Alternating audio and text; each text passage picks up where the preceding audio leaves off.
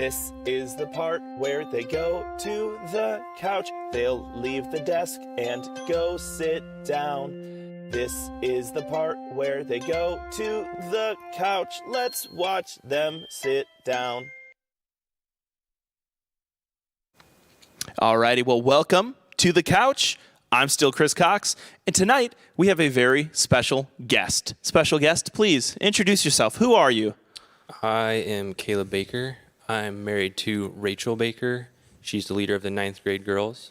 I'm the leader of the 9th grade boys. Woo-woo! Shout out homies. I do IT for hospitals, and I've been going here about a year and a half. Great. Awesome. Well, thanks for being here, Caleb. What are we here to talk about tonight? You've had a very interesting experience that you're wanting to share with some of us. So, Yes, we're talking about my trip to Southeast Asia, which I took about a year and a half ago during Christmas.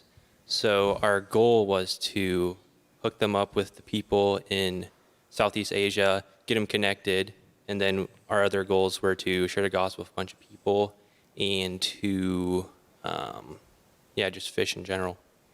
So who are you hooking these people up with? Who was already there on the ground?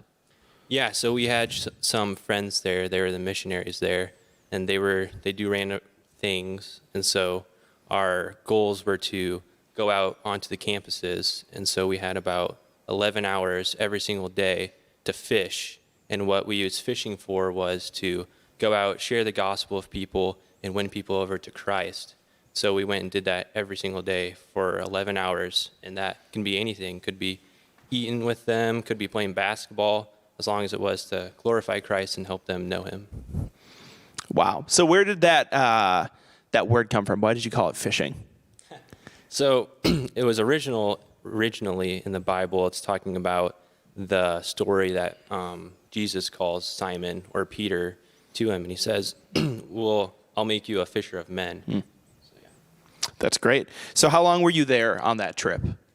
I was there for a week, and the other half of our group was there for 2 weeks. Okay. So a short time, but still a kind of a longer time. That's great. Okay. So then tell me about the trip. What were some of the highlights? What were the big things that you saw happening? Yeah, so some of the big things were just meeting a crazy amount of people and seeing different cultures and being able to share Jesus with them. And there's something different between Southeast Asia and America. In America, you can go up to someone and go, hey, do you know who Jesus is? And they'll go, yeah, I know about him, but I'm not exactly sure what I believe about him, or I don't really believe him. But when you're in Asia, you go up to someone and go, hey, what do you think about Jesus? They go, I don't know. I've never heard of him before.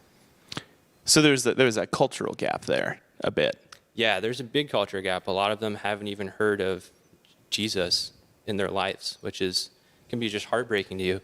And there's other cultural gaps like the squatty potties, which is literally a hole in the ground that you squat over to go to the bathroom, which I was not a fan of.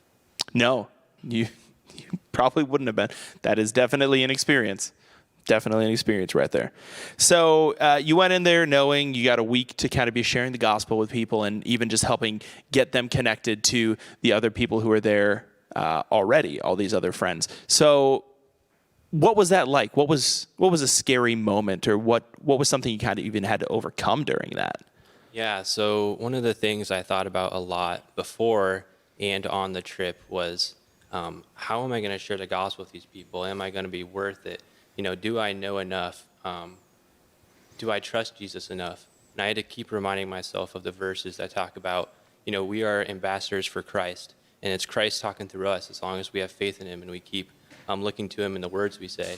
And the other thing was the power of the gospel and just thinking that, the gospel is the power of God for salvation to everyone who believes. So it's not really my job to convert them to Christ. It's my job to proclaim the good message and let God do the rest.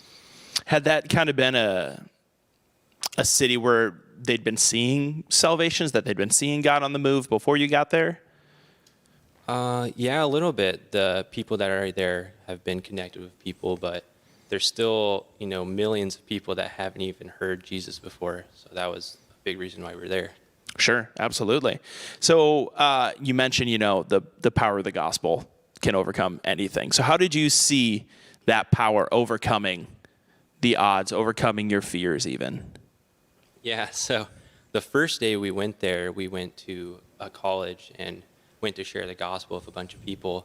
And odds are that no one there spoke English that I met. And most of the people on my team, we got back together and we talked about it. And we're like, yeah, we kind of feel like we failed that day. Like, what was the point of this day? But we all, started praying, and I went back and read my Bible. And the next day we went to a different college, and we just shared the gospel with so many people, and so many people were attentive to it and responsive. And it was like one of the best days of the week, just the day after we all thought we kind of just failed the day. And that was one way we all trusted in God and saw him work in that. That's awesome. Any other cool stories like that? Of God just showing up when you wouldn't have expected it, or when you'd maybe written things off already? Yeah, so another story about my wife, actually. She, if you know her, she loses a lot of stuff. So halfway through the trip, she lost her phone. Oh, no. On the train. And she was really sad. She said I could say this. She cried on the Great Wall of China, and I had to comfort her. Anyway, You're like, babe, no, don't cry. Look, it's a all good. great wall. It's fine. Look at Don't the cry. view. Yeah. Yeah. Anyway, so a couple of weeks or a week passed and I had to leave, but she was still there. And they were going to meet all of the people they've already talked to and met with to just build the relationship, invite them to the Christmas parties. And she went to look at her phone and, oh, wait, she didn't have one. So she didn't have any contacts to talk to people. So she had to go fishing again. And on that trip to find someone to share the gospel with, she talked to someone. And she said, hey, have you heard of Jesus? And she goes, yeah, I've been reading about him in class, and I've been learning about him. I'm actually starting to believe. It's like that was one of the crazy cool moments where she was like, all right, here's a Bible, come to our Christmas party. And that was one of the people that was the most attentive to the gospel, even though we're like, man, why did I lose my phone? Looking back at now, we're like, wow, that was a God moment. Yeah, that's awesome. So what would you say to any students who are maybe in this same period kind of the unknown and all this, where, they're having to really rely on just God's power through this to do things bigger than they might have imagined? Yeah, that's a huge thing to think about right now, just the power of the gospel and just thinking about what God can do in your life. Like right now, I've been thinking about that a lot. Like, what am I supposed to do in this moment of staying at home and not meeting people? And I've just been reflecting on how to glorify God in the smallest things, whether it's, calling a friend or texting someone or even sending an email or just praying to God and saying, God, what can I do today? What can you do through me today for the people around me, just to love them and to show them your love through my life? That's great. Well, before we go, I do have to ask the suit. Yeah. Because where do you work again? I do IT. So I work at home right now, so I usually just wear shorts. But this attire, my group, we're doing every week. We do something different. So this week was dress up. And last week, none of them actually did it with me besides one person. So you better all be dressing up or I'm going to come over there. You better. Not really. That's a shout out right there. He will jump into that camera. Yeah. And he will find you. Yep. That's great. All right. Well, guys, you heard it from Caleb.